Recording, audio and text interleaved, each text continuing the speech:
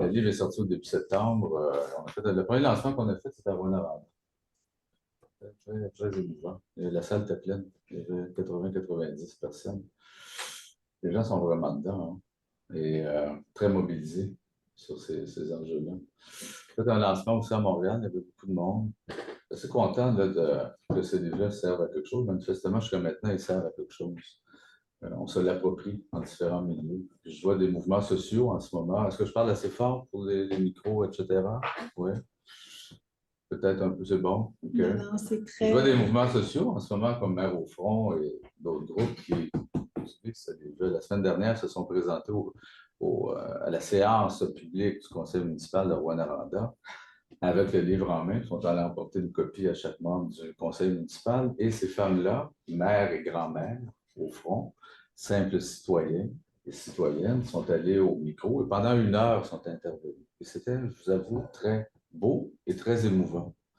Parce que ce qu'elle racontait, c'est aussi ce que raconte ce film, ce livre-là. Puis ce que raconte ce livre-là, elle s'y reconnaît, on s'y reconnaît. J'ai beaucoup de témoignages depuis un mois de gens qui disent, parce que bon, on vient de là, je m'en viens un peu vieux, donc j'ai des vieux souvenirs. Et le livre en parle aussi dans les premiers chapitres, mais les gens se reconnaissent. On se souvient. Parce qu'avant d'être un livre, cette affaire-là, l'année dernière, c'était avant tout un sentiment, une sorte d'émotion. Parce que je viens de là, quand a éclaté ce qu'on a appelé la crise de l'arsenic, c'est au mois de juin. Dans le point de départ de cette crise de l'arsenic, c'est pas l'arsenic en soi.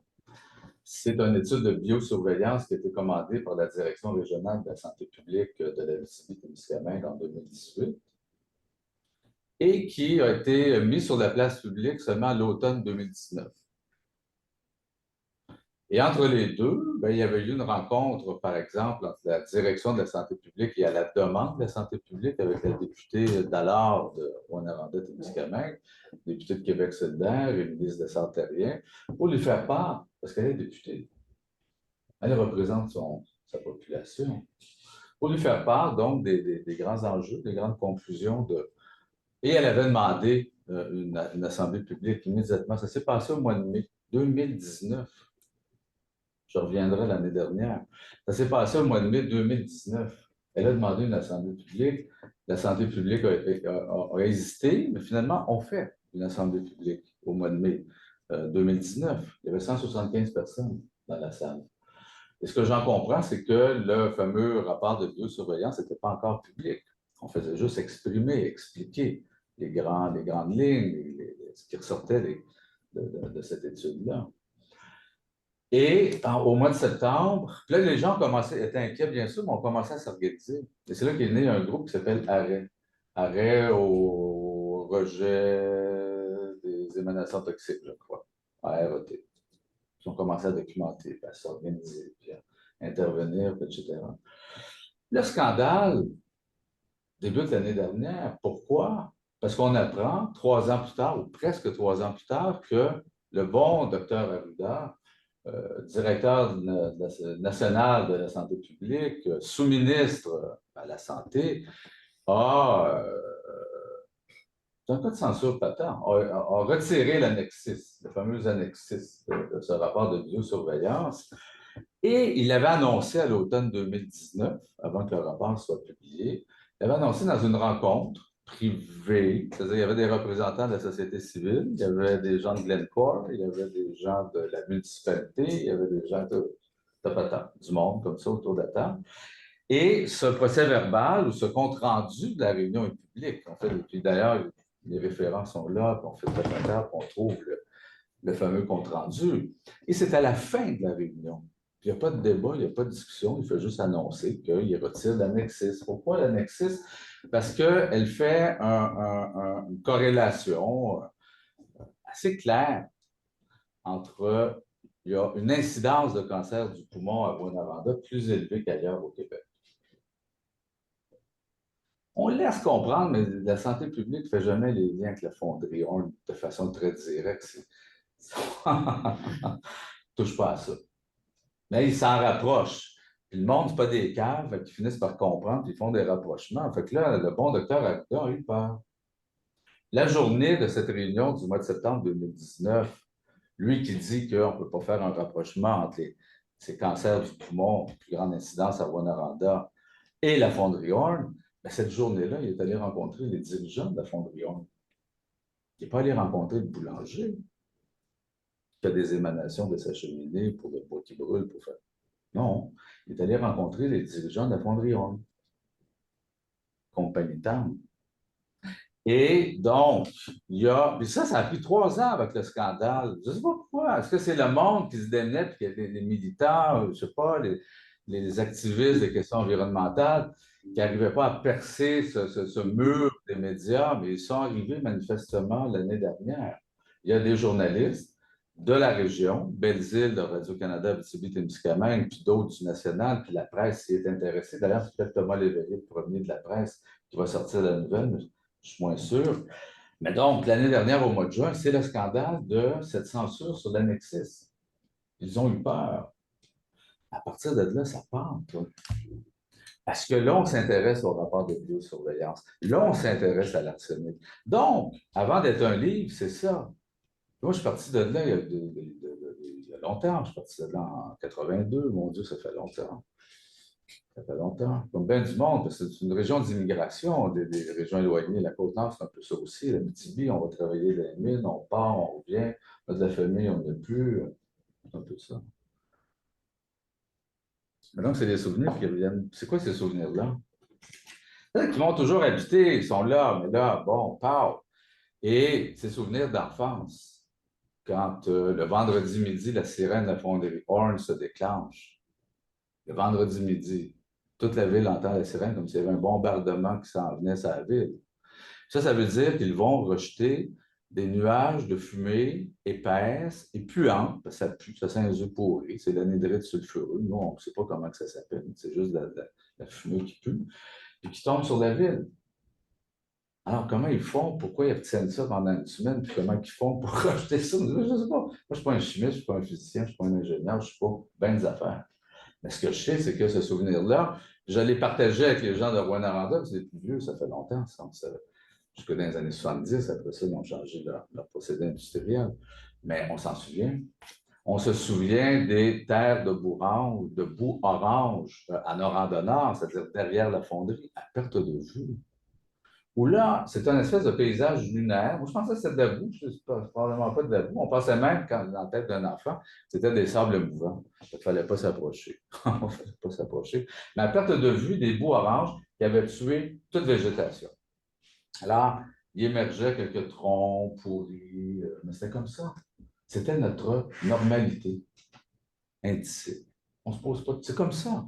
On n'est pas pire des humains pour s'adapter, endurer. Jusqu'à temps qu'il y en ait un qui se lève et qui commence à questionner, puis c'est quoi cette affaire-là, etc., etc. On s'habitue. On vit là-dedans. Moi, je n'ai jamais entendu mes parents chialer contre ces affaires-là. Pas pantoute. C'est ça. Le lac Ossisco. La ville de Rouen et la ville de Noranda se sont construites à une extrémité du lac Ossisco. Le lac Ossisco fait 3 km de long, 7 km de superficie, 7 km carrés de superficie. C'est gros, c'est pas un étang, c'est gros. Donc, ça s'est construit autour de ce lac-là. Moi, je suis né en 1959. Je ne me suis jamais baigné dans le lac Ossisco et je ne connais personne qui s'est baigné dans le lac Ossisco. On ne se baignait pas dans le lac Ossisco. C'est un lac contaminé parce que ça avait été la poubelle, la fosse septique de la fonderie Horn. Puis de la mine, parce qu'il y a eu une mine jusqu'en 1976. C'était leur poubelle. Et jetais ça là-dedans, puis il n'y en avait pas de problème. Puis jetais ça sur des terrains, des résidus miniers, à des kilomètres de vue, etc. C'est ça. Puis quand j'étais petit, nous autres, tu sais, le monde, on est des caves. Là. Fait que là, ils ont juste besoin de nous dire: ah mon Dieu, dans 5-6 ans, vous allez voir, ça va être dépollué. On a installé une usine de filtration. Donc, on pensait que l'usine de filtration, c'était pour nettoyer le lac. Bon, alors pourquoi j'ai pensé ça? Est-ce que c'est mes parents qui m'ont dit ça? Je ne sais pas. Mais on était convaincus que dans 5-6 ans, on récupérait le lac. On est en 2023. Wow! Personne qui se baigne là-dedans. Il y a un journaliste, l'autre fois, qui voulait avoir du fun dans une entrevue de Rwanda. Puis moi, je me baigne. Ben, je dis, mon Dieu, grand bien vous fasse, mais faites attention à ne pas avaler un peu d'eau parce que le lac est contaminé au thallium. Alors, qu'est-ce que le thallium? Parce que dans mes études, j'y arrive. Ben, du tableau périodique des éléments, c'est l'élément le plus toxique pour les mammifères. Comme je manque de culture, j'ai cherché ce que ça voulait dire mammifères. Mais c'est aussi les humains, nous, et les grands animaux. C'est plus toxique que le mercure et ça s'apparente au cyanure. On est en 2023. Et dans mes recherches, c'est devenu un livre à un moment donné, cette patente-là, ça devient une enquête, ça devient des entrevues, ça devient une recherche. Puis ça, je l'ignorais, puis même le monde en ville, je pense qu'ils ne le savent pas. Bien, on s'appelle, je suis documenté, le lac est toujours utilisé par la fonderie. Le lac est divisé en 3 parties, séparées par des digues. D'autres considèrent que les digues, c'est bon, donc ça, tout le monde est correct. Et ils utilisent toujours 2 parties, ou 2, je ne sais pas si c'est 2 tiers exactement, mais 2 grandes parties de ce lac-là à des fins industrielles pour le polissage et la décantation. C'est beau polir, c'est beau décanter. Ce n'est pas une bouteille de vin. Alors, voilà. Et tout ça contamine l'eau. Ils ont beau nous dire, ah, c'est ça la version officielle. L'eau est correcte, mais il ne faut pas toucher au fond. Ils nous disent ça. Mon Dieu. Et ce lac-là est contaminé au thallium. Vient d'où le thallium? Vient pas, encore une fois, du boulanger. Il vient de la fonderie. Mais c'est ça comme pénitente. Puis j'ai rencontré la mairesse de Rouyn-Noranda. Je l'ai interviewée mardi en début d'après-midi à la fin novembre l'année dernière. Mais la veille, j'avais commencé mes entrevues. Quand je passais à Rouen, bac à bac, toute la journée. Et c'est un gars de la fonderie qui est à la retraite, avec qui j'ai eu cette dernière entrevue la journée du lundi. Il me dit, tu au courant que l'eau qu'on boit en ville, c'est la fonderie qui l'a fournie. C'est ça qu'il me raconte. Et il dit, oh oui, il dit, moi j'ai travaillé sur ça. Moi, je dis, oh oui. Il dit, là, je me mets à faire des recherches, etc. Puis le lendemain, quand je rencontre la mairesse, j'ai une demi-heure de rencontre avec elle. C'est bien, elle a accepté de me rencontrer. C'est très honorable de se faire. C'est à son honneur. Et la dernière question que je lui ai posée, c'est ça. Il paraît que petit malaise, mais bien sûr, ben oui, c'est ça. Donc, la fonderie a des droits exclusifs d'aller pomper l'eau dans un lac qui s'appelle le lac du Faux. Mes grands-parents ont déjà eu un chalet sur une île du lac du Faux. Mais ça s'est dit, donc, ils ont installé un barrage il y a très longtemps dans l'histoire et ils ont des droits exclusifs par bail amphithéotique signé en 1947 entre la Noranda Mines et le gouvernement du Plessis de pomper l'eau selon leurs besoins. Donc, ils gèrent un barrage pour contrôler les niveaux d'eau. Et il paye un bail. En 2021, il avait payé un bail annuel de 1300 $, peut-être 1303, mais 1300 $ par année. Et il amène l'eau du lac du Faux jusqu'à la fonderie par un système de canalisation sur 3 km. Puis, rendu à la fonderie, il y a un split. Ce split-là, il est là depuis longtemps. En fait, probablement depuis 1947, quand ils ont officialisé toute le patente. Mais le split fait en sorte que, là, il y a un autre bail amphithéotique qui a été signé, mais cette fois-ci en 1965, entre le notaire Hébert, qui était maire de Noranda, élu par acclamation, quel drôle d'expression, c'est le notaire de la compagnie. C'est lui qui avait déjà signé le bail en 1947, c'est lui qui avait signé le bail de fondation de la ville de Noranda en 1927. Il a été président de la commission scolaire aussi. Il a été secrétaire de la ville pendant 17 ans, puis il a été maire de 1950 à 1967. Donc, il va signer un bail amphithéotique entre la Noranda Mines et Noranda. Il n'y a pas de conflit d'intérêt ici. Et ce bail amphithéotique va paramétrer l'utilisation de l'eau de l'un et de l'autre. Il est toujours en vigueur parce qu'amphithéotique s'entend. Alors, ça veut dire que, par exemple, la Noranda Mines, c'est paramétré, notarié, voilà. Il se réserve les 2 tiers de l'eau. Et l'autre tiers pour la ville. Donc, comme on veut contrôler l'utilisation citoyenne de l'eau en ville, déjà dans les années 60, puis c'est dans le bail, la Noranda Mines oblige la ville d'installer des compteurs d'eau. Là, aujourd'hui, ils disent qu'il est avant-gardiste et environnementaliste, la protection de l'eau. Bon, vous voyez tous les gros mots qui me passent dans la tête en ce moment. C'est faux. C'est qu'ils voulaient contrôler l'eau qu'on donne à la ville de Rouyn-Noranda. En 2021, puis la vente.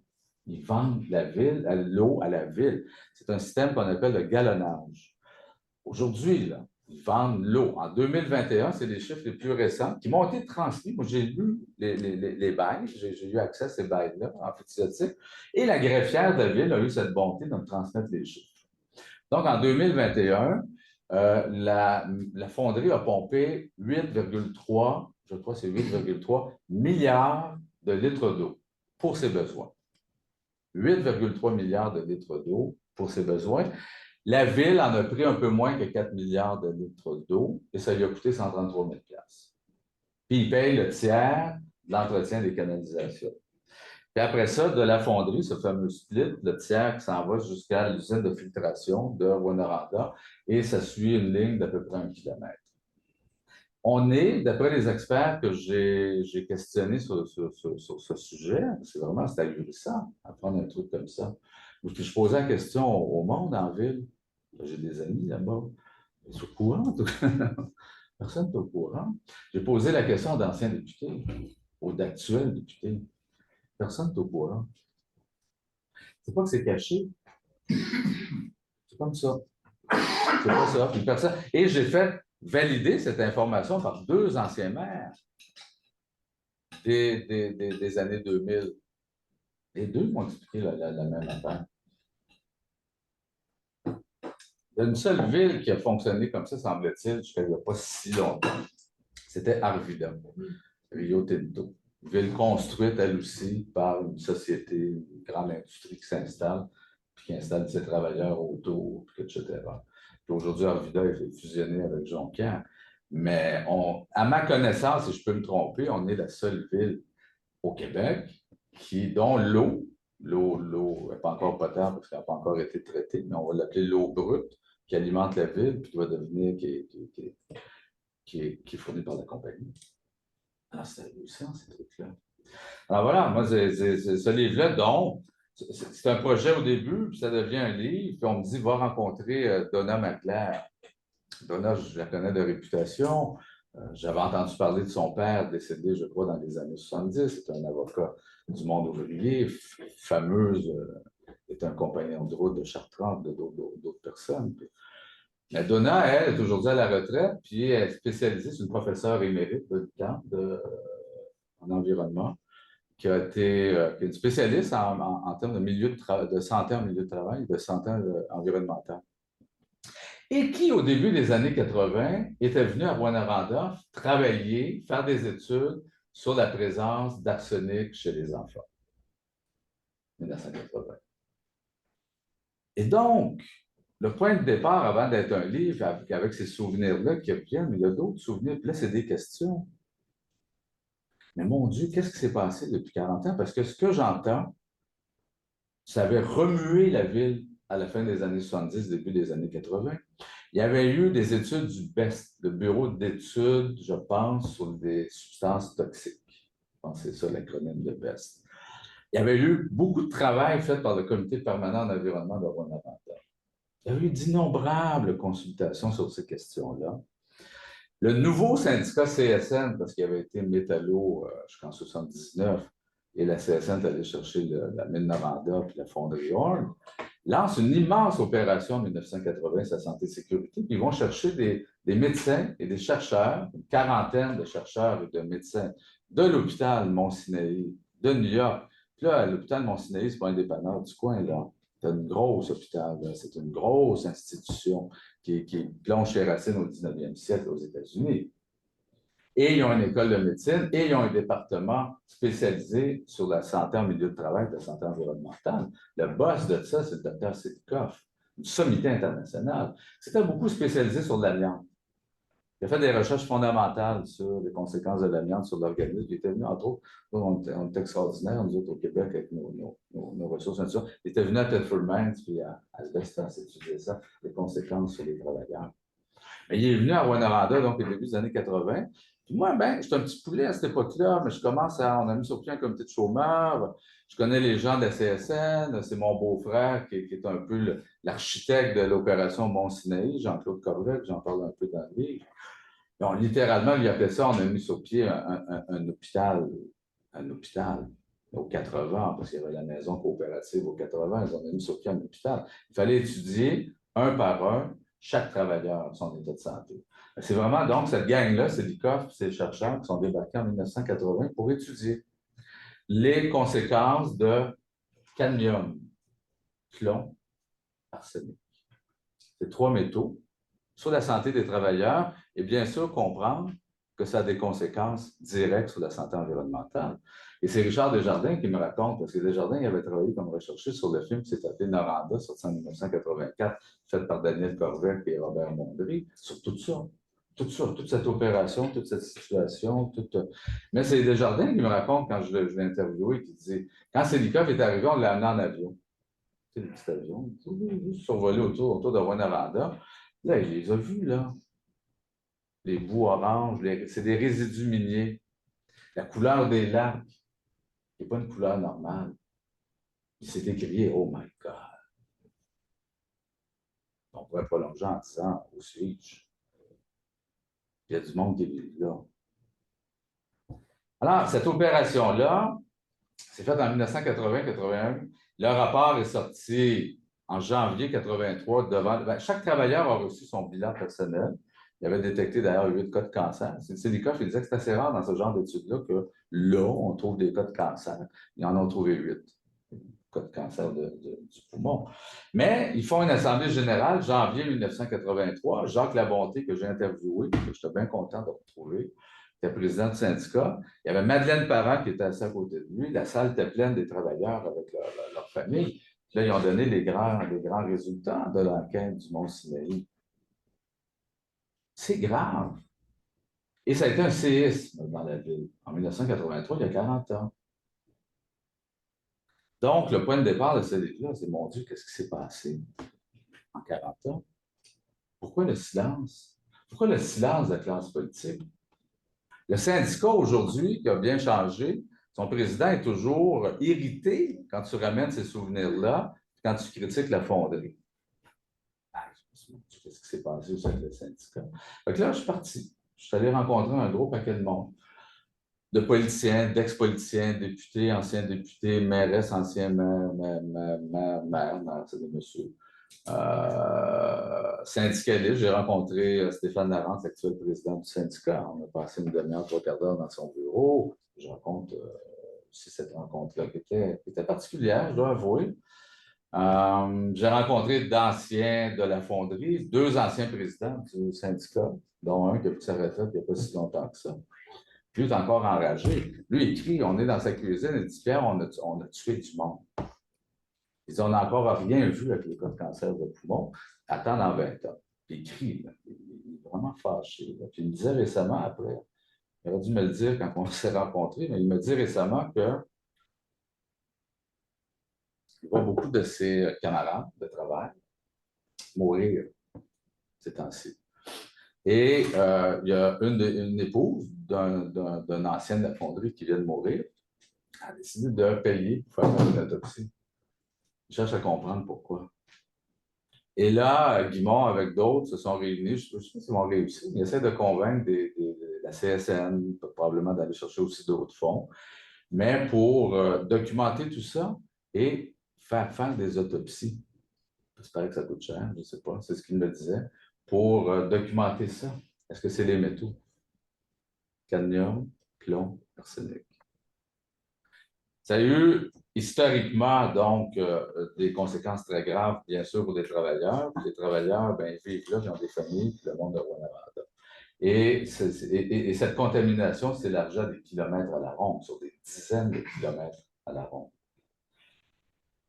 C'est le point de départ. Donc, Donna Mergler, quand je l'ai rencontrée, j'ai été fasciné par cette femme-là. Je raconte cette rencontre là-dedans. Un autre monsieur, Claude Rioux. Claude Rioux, c'est un érudit, c'est un ancien de la CSN, mais lui s'occupait du privé. Il est un grand spécialiste de toutes ces questions du génie industriel, des grandes compagnies, toutes ces histoires que nous, on se perd là-dedans, que c'est compliqué, mon Dieu, des deals internationaux, des multinationales, puis des machins, puis des petits deals de l'un puis de l'autre, etc. Lui, c'est un érudit. Lui, il est spécialisé dans ces questions-là. Lui et les questions de santé et sécurité. Donc, rencontrer ces deux personnes-là qui sont aujourd'hui à la retraite, pour moi, ça a été la bougie de l'image. C'est ça qui m'a fait partir donc, dans ce projet de livre-là. Et puis là, je sais que je pourrais parler trop longtemps, fait que je vais essayer d'écourter. Mais dans ma recherche, une des choses qui m'a frappé en partant, parce qu'au fond, ma conclusion est devenue mon introduction. Je raconte d'un point de vue dans ce que j'ai rencontré, puis j'invite le lecteur ou la lectrice à me suivre dans mon enquête par la suite. Mais c'est un jeune historien de Rwanda, Jean-Loup David, qui a publié un texte dans la revue Relations l'année dernière, que j'ai lu, et d'autres personnes qui m'ont parlé donc de... C'est un territoire Anishinaabe, c'est un territoire algonquin. Et c'est la continuité du colonialisme européen qui finit par débarquer dans ces terres-là à la fin du 19e siècle, selon l'agriculture. Minier, c'est plus au début du 20e siècle, et qui va déposséder les Anishinaabe de leur territoire pour le profit, pour l'argent, pour le développement minier. Et ça, c'est la première chose qui m'a frappé, que j'en parle un peu. Je ne suis pas un spécialiste de ça. Il y a un autre historien, Benoît Baudrigaud, qui est vraiment quelqu'un. Bon, il n'aime pas que je dise que c'est une sommité, mais c'est une sommité sur l'histoire régionale de la Témiscamingue. Et je me suis beaucoup fondé parce que les premiers chapitres du livre, c'est l'histoire. Parce que le livre, c'est les enjeux de santé publique, c'est les enjeux de santé environnementale, puis c'est les gains politiques en ville autour de ça. Mais pour arriver là, je passe par l'histoire. Donc, il y a 4 chapitres qui sont l'histoire. La fondation de Rouen puis de Noranda, comment ça s'est fait. Comment c'est extraordinaire que quand la Noranda Mines se fonde en 1922, puis que là, ils décident en 1924, 25, 26 de construire la mine puis la fonderie, puis que Noranda devient ville. Alors, qui est le premier maire de Noranda? C'est le PDG, ou le directeur général de Noranda Mines, James Murdoch, qui habite à Toronto. Il est maire de Noranda. Ils n'ont jamais payé de taxes foncières jusqu'en 1939. Et après, James Murdoch, c'est tout le temps des hommes de la mine. Ivers, Carter, John David, Frédéric, son nom de famille, j'ai nommé tantôt. Ils ont tous des noms de rue, eux autres, à Noranda. La rue Murdoch, c'est comme la rue principale à Noranda. Moi, je trouve ça honteux. C'était des exploitants. Ils savaient très bien ce qu'ils faisaient. En 1924, le gouvernement de Tachereau, puis le ministre des Terres et des Forêts, ça ne devait pas être fort comme résistant, mais ça, c'est dit, il a averti la mine de ne pas construire sur le bord du lac Otsiko. Ça aussi, c'est documenté dans les journaux de 1924 qui s'appellent, je ne sais plus comment, mais la documentation est là. Il a averti, construisez à Destar, dans le canton de Destar, faisant une quarantaine de kilomètres plus loin. Et la Noranda Mines a dit non, fuck off, on construit sur nos terres, parce que c'est nos propriétés, ils ont acheté ces propriétés-là, et on veut être sur le bord du lac Otsiko, il n'y a pas de question. Puis si vous nous obligez à aller là, il n'y aura pas de mine, il n'y aura pas de fonderie. C'est nos terres. Qu'est-ce qui s'est passé? Mon Dieu. Ils se sont installés sur là où ils voulaient s'installer, puis on construit. Puis la première coulée de cuivre de la fonderie Horn, c'était en décembre 1927. Moi, mes grands-parents sont arrivés avant, 1924-1925. Ils sont installés là parce que comme des centaines de familles, ils sont venus à la série par une nouvelle vie. Et puis voilà. Fait que mon grand-père a travaillé à la mine. Je ne sais pas si c'était après la grève des fous. Ça n'a jamais été clair, cette affaire-là. Mais il a travaillé à la mine, puis il a travaillé à la mine jusqu'à l'âge de 74 ans parce qu'il faussait son âge pour continuer à travailler. Puis il continue à faire vivre sa famille, etc. Mais à un moment donné, on dit Wilfrid, amène donc ton certificat de naissance. Wilfrid a 74 ans, il n'a pas de 7 jours, il n'a pas de fonds de pension. Merci, bonjour. Alors, du jour au lendemain, tu te ramasses avec ta pension de vieillesse du Canada. Et c'est l'histoire de tout le monde là-bas. Alors voilà, on parle, c'est l'histoire, donc la fondation de Rouen, de Noranda, c'est, je pense, à travers Noranda Mines jusqu'à Glencore. Parce que oui, on s'achète, on se revend, on se compétitionne, des fois Mais Noranda Mines, qui a un moment donné acheté Falconbridge, puis a pris le nom de Falconbridge, à un moment donné racheté par Xstrata, mais il semble bien que Xstrata, pour ce qu'on en comprend, le monde du syndicat, en tout cas ceux qui étaient là à l'époque en ont une idée assez claire, c'est une compagnie écran de Glencore. Les deux ont leur siège social en Suisse et dans le même canton qui s'appelle Zug. Et Xstrata était dans la ville de Zug, dans le canton de Zug, alors que Glencore est à Bar, toujours dans le comté de Zug et encore aujourd'hui. Et donc, après ça, Xstrata est racheté par Glencore. Donc, Glencore est là. Fait que je parle un peu au travers de ça. C'est assez intéressant parce que quand tu fais de la recherche sur Glencore, ça va ça que c'est des bandits. Le fondateur est un bandit, il était même recherché par le FBI, il a été obligé de fuir des États-Unis, puis il y a eu des tentatives d'enlèvement de la part du FBI contre sa personne. Écoute, c'était un bandit. Recherché pour toutes sortes d'escroqueries à travers le monde entier. À un moment donné, comment il s'appelle, Clinton, le dernier jour de son mandat, Clinton, qui l'a gracié. Histoire d'amis. Et il a été gracié. Fait que là, il a pu revenir comme bon citoyen aux États-Unis. Mais Glencore, l'année dernière, en 2022, a subi des procès partout dans le monde.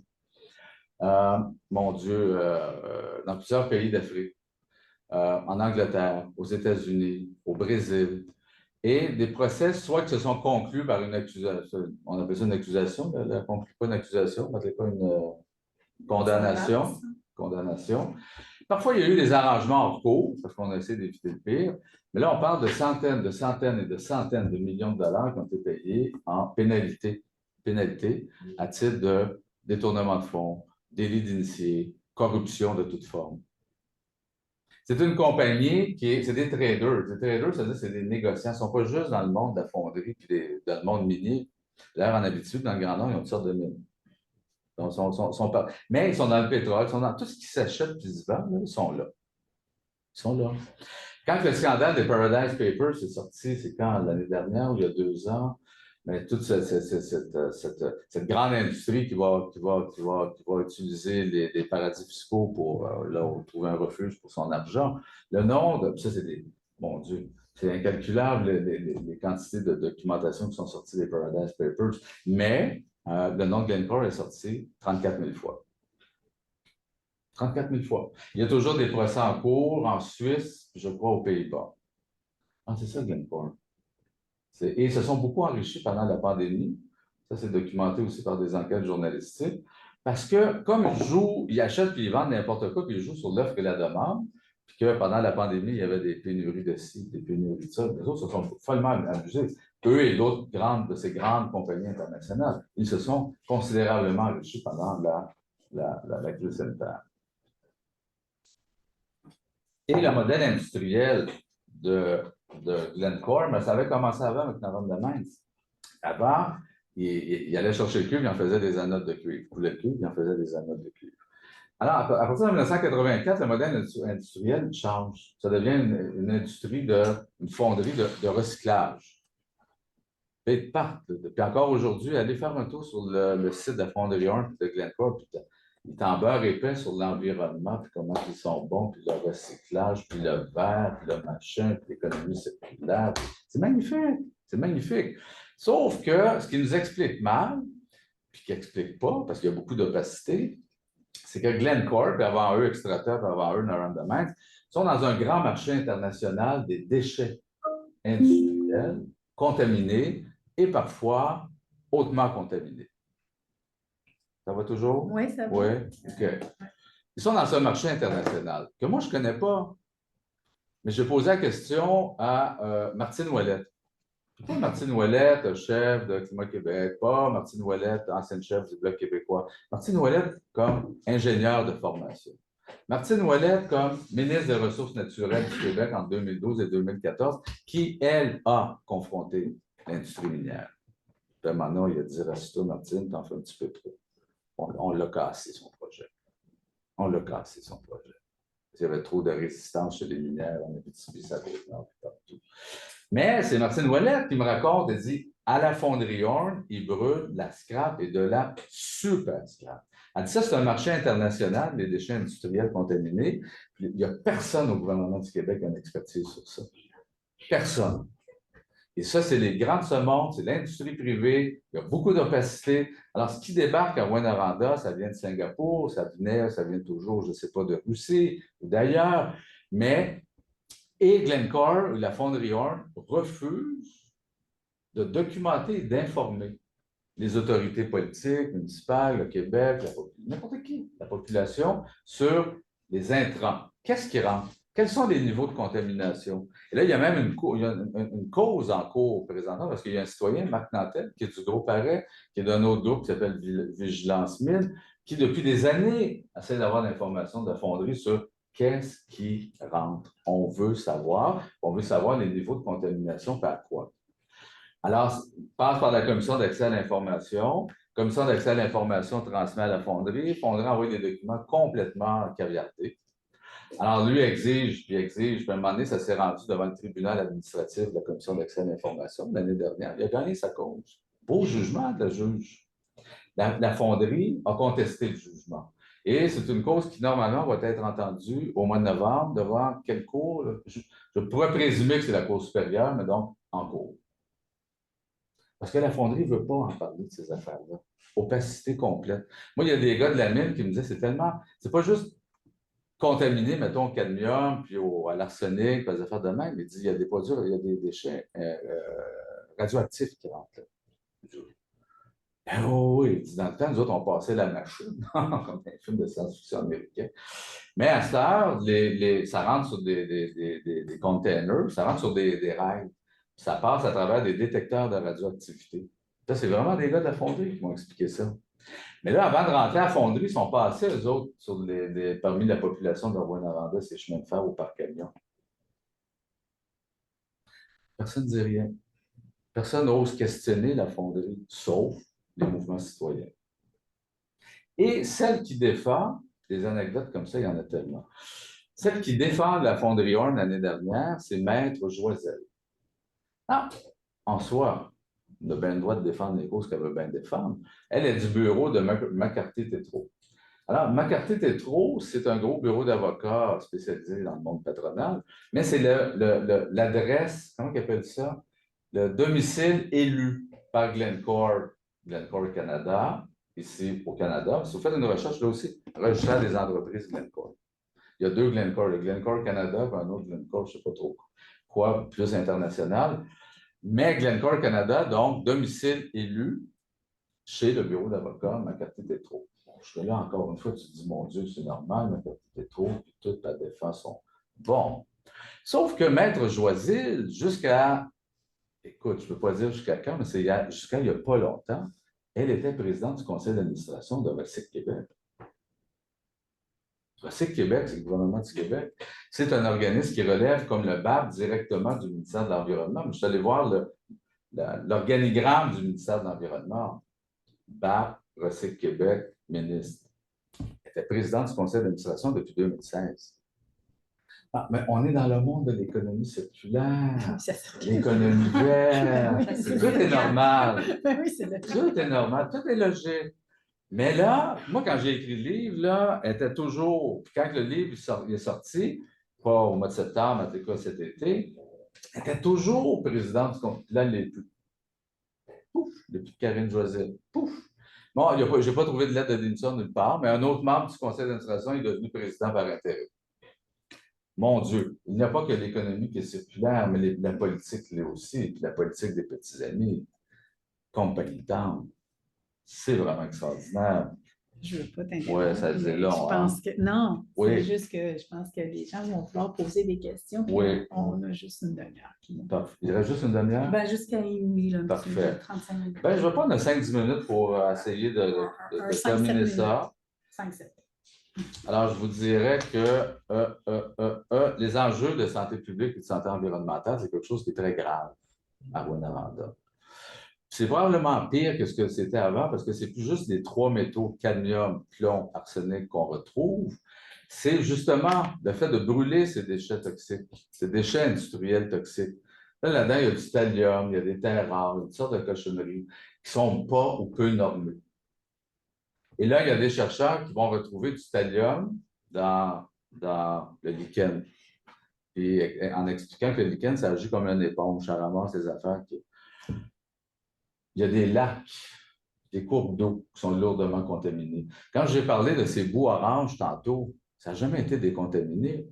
Ils ont mis, comme dit les gars de la fonderie, ils ont mis un peu de gravel, un peu de terre, puis ils ont mis du gazon, puis à une place, ils ont fait un terrain de golf. Il y a un ami qui aime le golf et qui me dit des fois, quand il pleut l'été, l'eau qui ressort de la pelouse, c'est bizarre, elle est orange. Mais l'eau, les cours d'eau, le sol, l'air, toujours contaminé. Et c'est pire, je pense, qu'avant. Et il faut arriver à mettre des contrôles sur ça, sur ce qui rentre à la fonderie. Obliger la fonderie à utiliser les meilleurs systèmes anti-pollution. Moi, c'est un ancien président du syndicat, Daniel Guimond, quand il m'a crié qu'on a tué du monde, Pierre, il m'expliquait comment il dopait à l'arsenic les procédés industriels pour brûler les affaires d'un fournaise, pour séparer le cuivre, l'argent puis l'or. Il y avait juste la fonderie Horn qui était capable, dans le monde entier, de séparer des roches trop denses, entre autres qui venaient de la Escape Creek Mine du BC. Il y avait juste Horn qui était capable de le faire. Puis l'ingénieur, jeune ingénieur qui sortait de la Polytechnique, elle a trouvé un beau procédé où on dopait à l'arsenic pour le plomb. Puis comme il me dit, Guimond, il dit ça là, il n'y avait rien qui retenait les émanations, puis les émanations, puis les métaux lourds qui sortaient des émanations. Il dit ça, ça sortait directement des cheminées. Les cheminées, ça tombait directement sur le monde. Alors, bien sûr qu'il faut domestiquer ce monde-là. Et quand ils viennent en ville, puis que le 16 mars, je vais terminer probablement avec ça, mais quand ils sont venus en ville le 16 mars cette année, ils ont tenu des consultations bidons l'année dernière, à l'automne, la santé publique. C'est pas la santé publique, c'est Legault. Legault. Parce que là, il voit bien qu'il y a un enjeu, puis c'est les élections. Alors là, on va consulter, puis pendant les élections, tout le monde, majoritairement, très majoritairement, est venu dire non. Votre 15 nanogrammes, non. Non. Mais là, ils ont consulté, les gens ont pris ça au sérieux, parce que tu prends ça au sérieux, puis tu fais des études, puis tu vas bon. Et quand ils sont venus le 16 mars, ils ont complètement tassé cette consultation, puis ils ont imposé leur plan. Puis, c'est en échange de quoi? Mon Dieu, de subventions. 5 jours plus tard, le 21 mars, budget du Québec, on prévoit des subventions ou des crédits d'impôts, je pense qu'ils appellent ça, mais à hauteur qui est visant Glencore de 150 millions de dollars. Le 28 mars, 7 jours plus tard, là, c'est le budget du fédéral, exactement la même chose. Est-ce qu'il y a du monde qui se parle? Bien sûr qu'il y a du monde qui se parle. Moi, c'est Rémi Trudel, un ancien ministre, qui me raconte qu'en 1999, quand ils ont modifié la loi de protection de l'environnement du Québec, le gouvernement Bouchard, et ils ont amendé la loi, puis ils ont enlevé le mot déchets pour matière résiduelle. Parce qu'il y a des lois qui empêchent d'importer des déchets. Fait qu'ils ont amendé la loi. Il me l'a dit, Rémi. Derrière la porte, il y avait Aaron Demans. Est-ce qu'il y a du monde qui se parle? Mon Dieu, c'est sûr et certain. Est-ce que le Luc Boileau, le directeur national de santé publique, parle avec François Legault quand il méprise, quand il banalise des problèmes de santé publique, en disant que les médecins ils exagèrent, puis le directeur l'année dernière il exagérait, puis c'est pas si pire que ça. Puis le vrai problème, au fond, en Rwanda, c'est un problème d'anxiété. On va accompagner la population là-dedans. Puis le 15 nanogrammes, c'est bien correct. Puis ça, à quelques jours des élections. Mon Dieu, quelle sorte de monde que c'est ça, ces gens-là. Le directeur, d'ailleurs, de la santé publique l'année dernière était là par intérim, Dr. Trépalier.